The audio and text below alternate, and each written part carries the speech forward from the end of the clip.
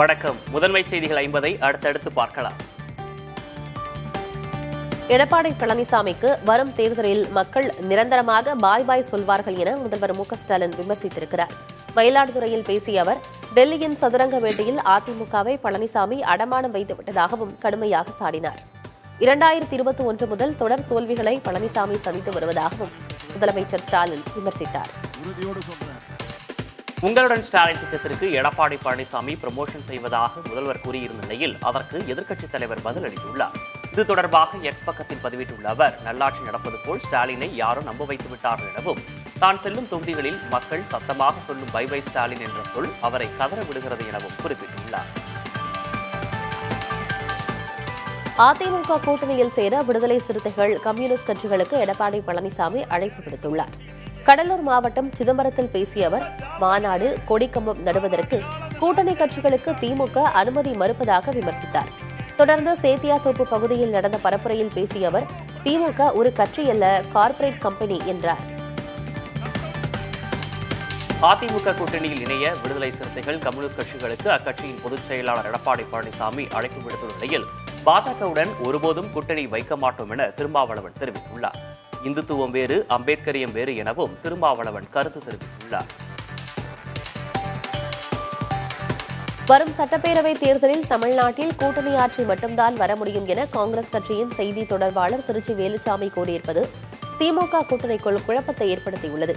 இது தொடர்பாக பேசிய திமுக செய்தி தொடர்பு செயலாளர் டி.கே.எஸ். இளங்கோவன், தமிழகத்தில் இதுவரை கூட்டணி ஆட்சி இருந்ததில்லை, இனிமேலும் இருப்பதற்கான வாய்ப்பு இல்லை என்றார்.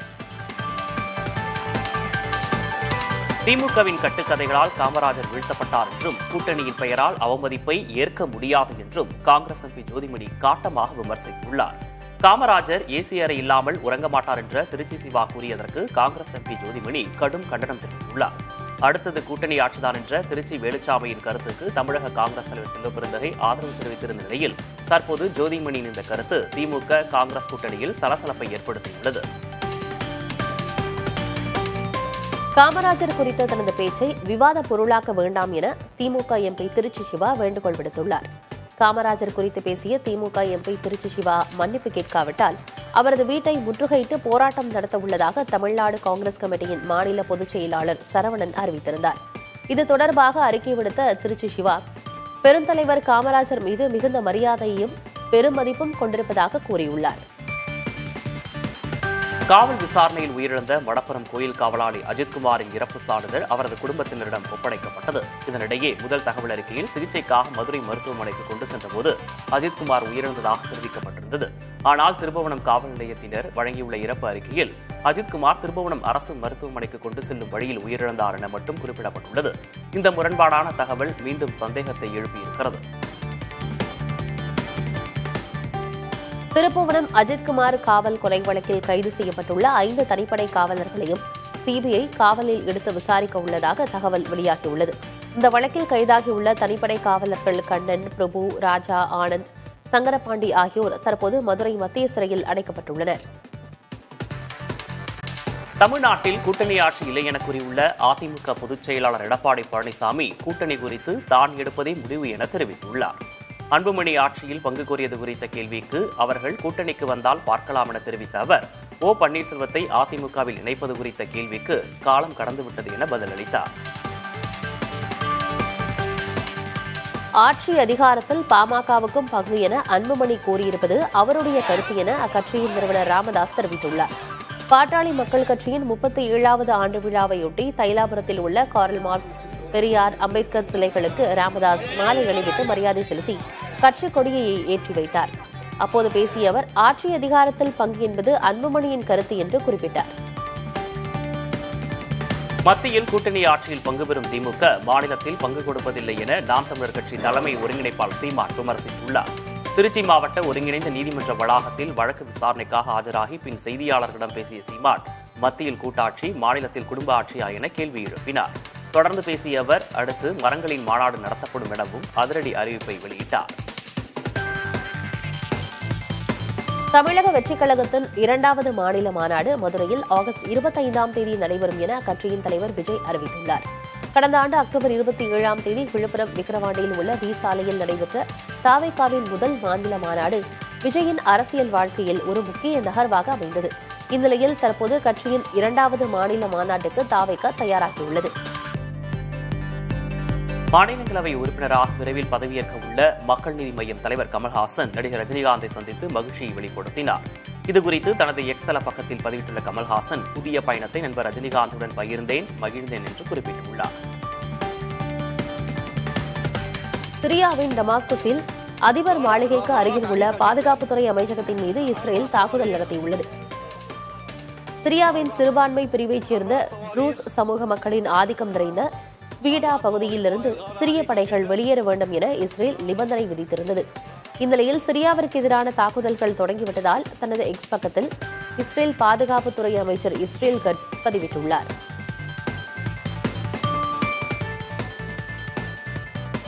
தமிழகத்தில் கல்லூரி மாணவர்களுக்கு விலையில்லா லேப்டாப் வழங்கும் திட்டத்தின் கீழ் 20 லட்சம் லேப்டாப்களை கொள்முதல் செய்வதற்கான ஒப்பந்த புள்ளிகள் கோரப்பட்டுள்ளன. இதற்காக ஏசர், டெல், HP ஆகிய நிறுவனங்கள் பங்கேற்று ஒப்பந்த புள்ளிகளை சமர்ப்பித்துள்ளன. இதற்காக தமிழக அரசு 2000 கோடி ரூபாய் நிதி ஒதுக்கியிருக்கிறது. தமிழ்நாட்டில் MBBS படிப்புகளுக்கான கலந்தாய்வு வரும் 30ஆம் தேதி தொடங்கும் என மருத்துவத்துறை அமைச்சர் மா சுப்பிரமணியன் தெரிவித்துள்ளார். சென்னை சைதாப்பேட்டையில் செய்தியாளர்களிடம் பேசிய அவர், போலி சான்றுகள் அளித்து மருத்துவ படிப்பிற்கு விண்ணப்பித்த 20 மாணவர்கள் மீது சட்ட நடவடிக்கை எடுக்கப்படும் என்றார். ஆளுநர் மாளிகையில் நடந்த நிகழ்ச்சியில் திருக்குறள் தொடர்பான சர்ச்சை பேசுபொருளான நிலையில் அந்த நிகழ்ச்சியில் வழங்கப்பட்ட விருதுகளுக்கும் ஆளுநரோ அல்லது ஆளுநர் மாளிகைக்கோ தொடர்பில்லை என்று நிகழ்ச்சியை ஒருங்கிணைத்த மருத்துவர் மோகன் பிரசாத் தெரிவித்துள்ளார். மருத்துவர்கள் தினத்தையொட்டி நடந்த நிகழ்ச்சியில் இல்லாத திருக்குறள் அச்சிடப்பட்டு விருது வழங்கப்பட்டது சர்ச்சையாக இருந்தது. அசாம் மாநில முதல்வர் ஹிமந்த பிஸ்வா சர்மா தன்னை அரசராக நினைத்துக் கொண்டு செயல்படுவதாக மக்களவை எதிர்க்கட்சித் தலைவர் ராகுல் காந்தி விமர்சித்திருக்கிறார். அசாம் மாநிலத்தில் சாய்கனில் கட்சி தொண்டர்களிடையே உரையாற்றிய ராகுல் காந்தி மாநில முதல்வர் ஹிமந்த பிஸ்வா சர்மாவின் செயல்பாடுகள் மீது கடும் விமர்சனங்களை முன்வைத்தார். இதற்கு எதிர்வினையாற்றியுள்ள ஹிமந்த பிஸ்வா சர்மா நாடு முழுவதும் பல்வேறு குற்ற வழக்குகளில் சிக்கி பிணையில் வெளியில் இருப்பதை மறந்துவிட்டு ராகுல் பேசுவதாக பதிவிட்டுள்ளார். தமிழகத்தில் இன்று 11 மாவட்டங்களில் கனமழைக்கு வாய்ப்புள்ளதாக சென்னை வானிலை ஆய்வு மையம் தெரிவித்துள்ளது. கோவை மாவட்ட மலைப்பகுதிகள், நீலகிரி, தேனி, தென்காசி, வேலூர் ஆகிய மாவட்டங்களிலும், திருவண்ணாமலை, ராணிப்பேட்டை, திருவள்ளூர், காஞ்சிபுரம், சென்னை, செங்கல்பட்டு மாவட்டங்களிலும் இன்று கனமழைக்கு வாய்ப்புள்ளதாக தெரிவிக்கப்பட்டுள்ளது. விண்வெளி வீரர் சுபான்ஷு சுக்லா சர்வதேச விண்வெளி நிலையத்திலிருந்து வெற்றிகரமாக பூமிக்கு திரும்பியதை வரவேற்று மத்திய அமைச்சரவை தீர்மானம் நிறைவேற்றியுள்ளது. இதனை மத்திய அமைச்சர் அஸ்வினி வைஷ்ணவ் அறிவித்துள்ளார். சுபான்ஷு சுக்லாவால் ஒட்டுமொத்த தேசத்துக்கும் பெருமை, புகழ், மகிழ்ச்சியான தருணம் என்றும் அஸ்வினி வைஷ்ணவ் கூறியுள்ளார். வங்காளிகளை துன்புறுத்தும் போக்கு தொடர்ந்தால் பாஜக அழிவை நோக்கி தள்ளப்படும் என மேற்கு வங்க முதல்வர் மம்தா பானர்ஜி எச்சரித்துள்ளார். வங்காள மொழி பேசும் மக்கள் பாஜக ஆளும் மாநிலங்களில் கொடுமைப்படுத்தப்படுவதாக கூறி மேற்கு வங்க முதல்வர் மம்தா பானர்ஜி கொல்கத்தாவில் ஆர்ப்பாட்டம் நடத்தினார். அப்போது பேசிய அவர், வங்காளிகளுக்கு அசாம் பாஜக அரசு நோட்டீஸ் வழங்கியிருப்பதாக குற்றஞ்சாட்டியுள்ளார்.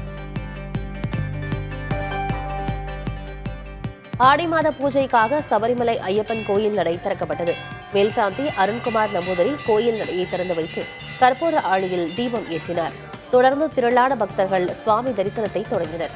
வரும் 21ஆம் தேதி வரை ஐயப்பன் கோயிலில் நிர்மலிய பூஜை, கணபதி ஹோமம், நெய் அபிஷேகம் உள்ளிட்டவை நடைபெறவுள்ளன. திருப்பதி ஆணிவார தினத்தையொட்டி ஸ்ரீரங்கம் ரங்கநாதர் கோயிலில் இருந்து கொண்டுவரப்பட்ட பட்டாடைகள் ஏழுமலையானுக்கு அணிவிக்கப்பட்டது. இந்நிகழ்ச்சியில் ஏழுமலையான் கோயில் ஜீயர்கள், அறங்காவலர் குழு தலைவர் மற்றும் திரளான பக்தர்கள் கலந்து கொண்டனர். பொது இடங்களில் மருத்துவ கழிவுகளை கொட்டினால் குண்டர் தடுப்பு சட்டத்தின் கீழ் கைது நடவடிக்கை மேற்கொள்ளும் சட்ட திருத்தம் ஜூலை 8ஆம் தேதி முதல் அமலுக்கு வந்துள்ளதாக தமிழ்நாடு அரசு அறிவித்துள்ளது. அண்டை மாநிலங்களில் இருந்து தமிழகத்தில் மருத்துவ கழிவுகளை கொட்டும் போக்கு தொடர்ச்சியாக நிகழ்ந்து வந்த நிலையில் அதை கட்டுப்படுத்த சட்ட திருத்தம் கொண்டுவரப்பட்டது குறிப்பிடத்தக்கது. சமோசா, ஜிலேபி போன்ற உணவு பண்டங்களின் மீது உடல்நலத்திற்கு கேடு என்ற எச்சரிக்கை வாசகத்தை குறிப்பிடுமாறு எந்த அறிவுறுத்தலையும் வெளியிடவில்லை என மத்திய சுகாதார அமைச்சகம் விளக்கம் அளித்திருக்கிறது. உணவில் உள்ள கொழுப்புச்சத்து, அதிக சர்க்கரை குறித்த விழிப்புணர்வு வேண்டும் என்றுதான் மக்களுக்கு பொதுவான அறிவுரை அளித்திருந்ததாகவும் சுகாதார அமைச்சகம் தெரிவித்துள்ளது. கர்நாடக திரையரங்குகளில் 200 ரூபாய் வரை மட்டுமே கட்டணம் வசூலிக்க வேண்டும் என்ற அரசாணை வெளியிடப்பட்டுள்ளது. அரசாணையின்படி மல்டிபிளெக்ஸ் உள்ளிட்ட எல்லா வகையான திரையரங்குகளிலும் அதிகபட்ச கட்டணம் 200 ரூபாயாக மட்டுமே இருக்க வேண்டும் என கூறப்பட்டுள்ளது. இதற்கு ஆட்சேபனை தெரிவிப்பவர்கள் 15 நாட்களுக்குள் அரசிடம் தெரிவிக்க வேண்டும் என அந்த அரசாணையில் கூறப்பட்டுள்ளது. ஜம்மு காஷ்மீருக்கு மீண்டும் மாநில அந்தஸ்து தரும் மசோதாவை வரும் கூட்டத்தொடரில் கொண்டுவர மத்திய அரசை மாநிலங்களவை காங்கிரஸ் தலைவர் மல்லிகார்ஜுன் கார்கேவும் மக்களவை காங்கிரஸ் தலைவர் ராகுல் காந்தியும் வலியுறுத்தியுள்ளனர். இதுகுறித்து இருவரும் பிரதமர் மோடிக்கு கூட்டாக கடிதம் எழுதியுள்ளனர். மாநில அந்தஸ்தை பெறுவது காஷ்மீர் மக்களின் அரசமைப்பு ரீதியான உரிமை என்றும் அவர்கள் தங்கள் கடிதத்தில் குறிப்பிட்டுள்ளனர். தாய்லாந்தில் புத்த பிக்குகளை காதல் வலையில் வீழ்த்தி அவர்களிடமிருந்து 100 கோடி ரூபாய்க்கு மேல் பணம் பறித்ததாக பெண் ஒருவர் கைது செய்யப்பட்டுள்ளார். பிலாவன் எம்சவாத் என்னும் பெயருள்ள அந்த பெண் தான் கர்ப்பமாகிவிட்டதாக கூறி புத்த மடாலய தலைவர்களை மிரட்டியதும் புத்த விகார் நிதியை கோடிக்கணக்கில் பெற்றதும் விசாரணையில் தெரியவந்துள்ளது. கர்நாடக மாநிலம் ஹூப்ளியில் தெருவில் நடந்து சென்ற சிறுமியை திருநாய்கள் தாக்கும் சிசிடிவி காட்சிகள் வெளியாகியுள்ளன. நாய்கள் துரத்தியதில் பயந்து போன சிறுமி தடுமாறி கீழே விழுந்தார். தொடர்ந்து அங்கிருந்தவர்கள் நாய்களை விரட்டி சிறுமியை காப்பாற்றினர். பரந்தூர் விமான நிலைய திட்டத்திற்கு ஆட்சேபனை தெரிவித்து மனு அளித்த நபர்களிடம் விசாரணை தொடங்கப்பட்டுள்ளது. இந்த நிலையில் திட்டத்திற்கு எதிர்ப்பு தெரிவித்து தொடர் போராட்டங்களில் ஈடுபட்டு வரும் ஏகனாபுரம் கிராம மக்களுக்கு ஆட்சேபனை மனுக்கள் அளித்திருந்தும் எந்த அழைப்பும் வரவில்லை என தெரிவிக்கப்பட்டுள்ளது. பணி நிரந்தரம் செய்ய வலியுறுத்தி சென்னையில் முற்றுகை போராட்டம் நடத்திய பகுதி நேர ஆசிரியர்கள் 200க்கும் மேற்பட்டோர் கைது செய்யப்பட்டனர். திமுகவின் தேர்தல் வாக்குறுதியின் அடிப்படையில் தங்களை பணி நிரந்தரம் செய்ய வலியுறுத்தி சென்னை நுங்கம்பாக்கத்தில் உள்ள பள்ளிக்கல்வித்துறை தலைமை அலுவலகம் முன்பு போராட்டம் நடத்தி வருகின்றனர். 9வது நாளாக முற்றுகை போராட்டம் நடத்திய அவர்களை காவல்துறையினர் தடுத்து நிறுத்தி கைது செய்தனர். ஆபரேஷன் சிந்தூர் நடவடிக்கையின் போது இந்திய ராணுவ கட்டமைப்புகளுக்கு பாகிஸ்தான் ட்ரோன்களால் சேதத்தை ஏற்படுத்த முடியவில்லை என முப்படை தலைமை தளபதி அனில் சௌஹான் தெரிவித்துள்ளார். பாகிஸ்தான் ட்ரோன்களின் தாக்குதல்களை நமது பாதுகாப்பு படையினர் திறம்பட முறியடித்ததாக தெரிவித்தார். மணிப்பூர் மாநிலத்தில் உள்ளூரிலேயே இடம்பெயர்ந்த 100க்கும் அதிகமான மக்களை தங்களது வீடுகளுக்கு திரும்ப விடாமல் பாதுகாப்பு படையினர் தடுத்ததாக குற்றச்சாட்டு எழுந்துள்ளது. தொலாய்தவி கிராமத்திலிருந்து சுமார் 2.5 கிலோமீட்டர் தூரத்தில் உள்ள குகாவோ டெஸ்பூர் பகுதியில் அவர்கள் அனைவரையும் அதிகாரிகள் தடுத்து நிறுத்தியதாக கூறப்படுகிறது. தில்லியில் முந்தைய ஆம் ஆத்மி ஆட்சியின் போது அறிமுகப்படுத்தப்பட்ட ஜெய்பீம் பயிற்சி திட்டத்தில் ஊழல்கள் நடந்ததாக புகார்கள் எழுந்த நிலையில் அது குறித்து விசாரணை நடத்த துணைநிலை ஆளுநர் உத்தரவிட்டுள்ளார். டெல்லி முதல்வர் ரேகா குப்தா அளித்த பரிந்துரையை ஏற்று துணைநிலை ஆளுநர் சக்சேனா இந்த உத்தரவை பிறப்பித்திருக்கிறார். பஞ்சாப் மாநிலத்தில் உள்ள சீக்கியர்களின் புனித தலமான தங்க கோயிலுக்கு 3வது முறையாக மீண்டும் வெடிகுண்டு மிரட்டல் விடுக்கப்பட்டுள்ளது பரபரப்பை ஏற்படுத்தியிருக்கிறது. இதைத் தொடர்ந்து எல்லை பாதுகாப்பு படையின் வெடிகுண்டு நிபுணர்கள் மற்றும் மாநில காவல்துறையினர் சோதனை மேற்கொண்டனர். எனினும் சந்தேகத்திற்கிடமாக எதுவும் கண்டுபிடிக்கப்படவில்லை. திருச்சி பஞ்சப்பூர் ஒருங்கிணைந்த பேருந்து முனையத்தை நகராட்சி நிர்வாகத்துறை அமைச்சர் KN நேரு தொடங்கி வைத்தார். இதனைத் தொடர்ந்து பயணிகளிடம் அவர் கலந்துரையாடினார். இந்த பேருந்து முனையத்திலிருந்து 1257 நகர பேருந்துகளும் 1929 வெளியூர் பேருந்துகளும் இயக்கப்படுகின்றன. மதுரையில் ரயிலில் ஏற முயன்று கீழே தவறி விழுந்த மாற்றுத்திறனாளி முதியவரை காவலர் விட்ட பரபரப்பான காட்சிகள் வைரலாகி வருகின்றன. ரயிலில் மாற்றுத்திறனாளிகளுக்காக ஒதுக்கப்பட்ட பெட்டியில் ஏற முயன்ற முதியவர் ஒருவர் நிலை தடுமாறி கீழே விழுந்தார். அப்போது அங்கு பாதுகாப்பு பணியில் ஈடுபட்டிருந்த காவலர் கண்ணன் துரிதமாக செயல்பட்டு அவரை பாதுகாப்பாக மீட்டார். டெல்லியிலிருந்து கோவா நோக்கி சென்ற இண்டிகோ விமானம் என்ஜின் கோளாறு காரணமாக மும்பையில் அவசரமாக தரையிறக்கப்பட்டது.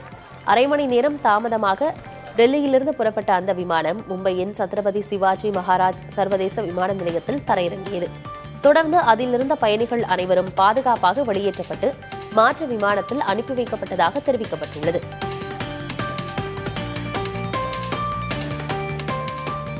பாகிஸ்தானில் தொடர்ந்து பெய்து வரும் கனமழை மற்றும் அதனால் ஏற்பட்ட வெள்ளத்தால் அந்நாடு முழுவதும் 100க்கும் மேற்பட்டோர் உயிரிழந்தனர். பாகிஸ்தானில் கடந்த ஜூன் 26ஆம் தேதி முதல் பல்வேறு மாகாணங்களில் கனமழை பெய்து வருகிறது. இதனால் அங்குள்ள நீர்நிலைகள் நிரம்பி பெரும் வெள்ளப்பெருக்கு ஏற்பட்டுள்ளது.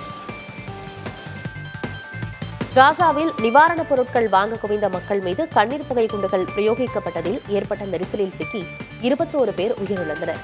நிவாரணப் பொருட்கள் வழங்கும் மையத்திற்கு செல்வோர் மீதான தாக்குதல்கள் தொடர்ந்து வரும் நிலையில் மக்களோடு ஆயுதம் தாங்கியோரும் இருந்ததால் இத்தகைய சூழல் ஏற்படுவதாக இஸ்ரேல் ராணுவம் பதில் கொடுத்துள்ளது.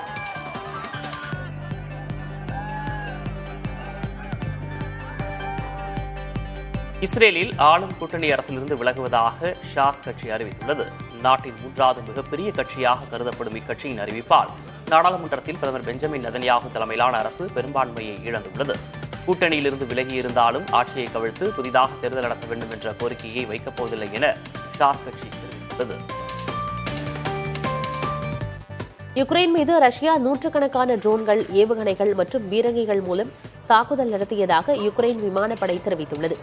ரஷ்யா ஆக்கிரமித்துள்ள கிரிமியா பகுதியிலிருந்து இஸ்காந்தர் பாலிஸ்டிக் ஏவுகணைகள் மூலமாகவும் சுமார் 400க்கும் மேற்பட்ட ட்ரோன்கள் மூலமாகவும் யுக்ரைன் நகரங்களின் மீது தாக்குதல் நடத்தப்பட்டது.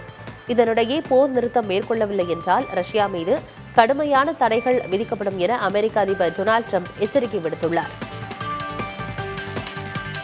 ரஷ்யாவுடன் தொடர்ந்து வர்த்தகம் செய்தால் இந்தியா, சீனா, பிரேசில் ஆகிய நாடுகள் கடும் விளைவுகளை சந்திக்க நேரிடும் என நேட்டோ அமைப்பு எச்சரிக்கை விடுத்துள்ளது.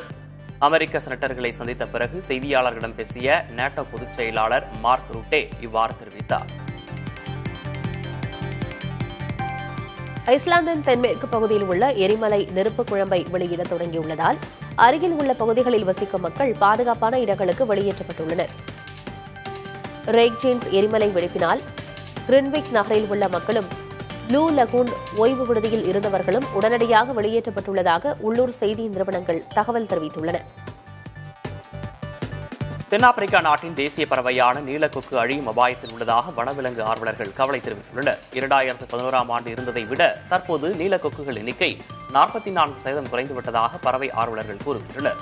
மின்சார கம்பிகளில் சிக்கி உயிரிழப்பது அவற்றின் எண்ணிக்கை குறைய காரணம் என்று கூறப்படுகிறது. சர்வதேச கிரிக்கெட் கவுன்சில் வெளியிட்டுள்ள டெஸ்ட் பேட்ஸ்மேன்கள் தரவரிசையில் ஜோ ரூட் முதலிடம் பிடித்துள்ளார். இந்திய அணிக்கு எதிரான 3வது டெஸ்டில் சிறப்பாக விளையாடியதன் மூலம் 888 புள்ளிகளுடன் ஜோ ரூட் முதலிடத்தை பிடித்துள்ளார். நியூசிலாந்தின் கேன் வில்லியம்சன் 2ஆம் இடத்திலும், இங்கிலாந்தின் ஹாரி புரூக் 3வது இடத்திலும் உள்ளனர்.